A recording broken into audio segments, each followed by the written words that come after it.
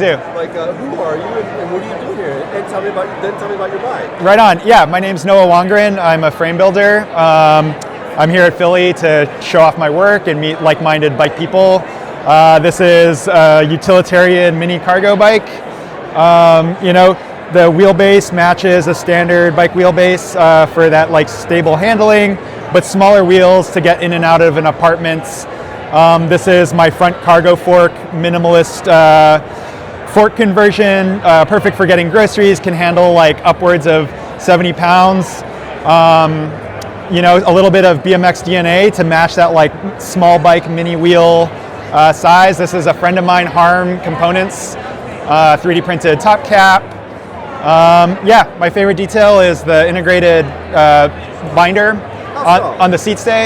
I haven't seen anyone do it, and it seems like too obvious to not have been done, because it just like really cleans up the cluster up here of like integrating it into the seat stay. It's a little tricky to execute, and the last step is cutting the slot, which is like kind of scary, but it worked out. And then my other detail is like this back yoke. I got some like high-vis bike jewelry here marking the show, says Philly Bike Expo on there. And then this back pulley just like hits this floating cable, gets the mechanical flow, like less resistance. And what made you choose mechanical over over hydraulic? So I don't know. I love a good exposed cable. I love championing the mechanical aspects of bikes. I love the simplicity of canty brakes. I feel like sad that they're going away. But I still have a disc brake on the front for like that better stopping power if that's what we need, especially with load.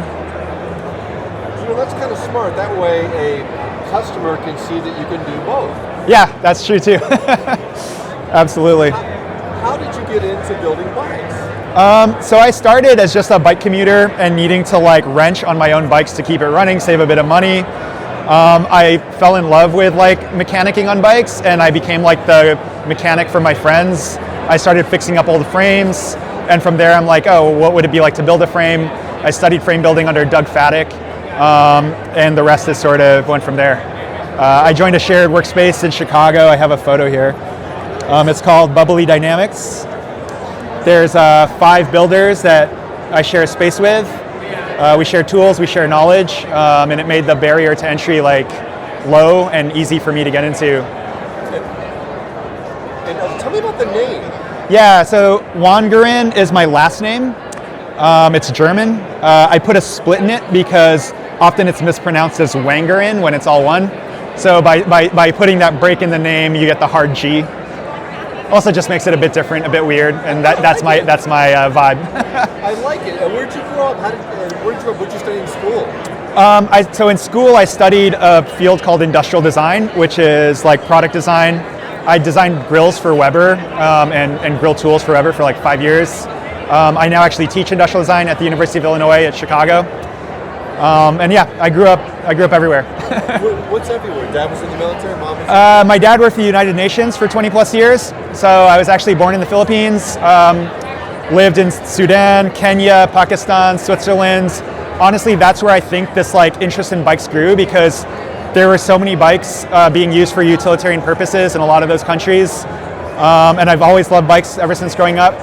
I moved to the United States when I was a junior in high school. And as you continue to grow and scale, you're starting to come into your own as this whole wonky tariff thing is going on.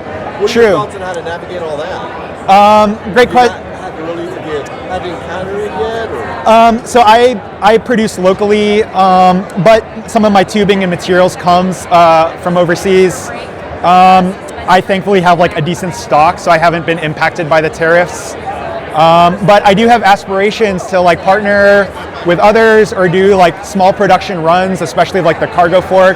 And so I certainly would have to figure that out if I when I do cross that bridge. It's unsettling. It is unsettling. Yeah, no, to me it's a total shame, honestly. But it's unfortunately the world we live in now. It's downright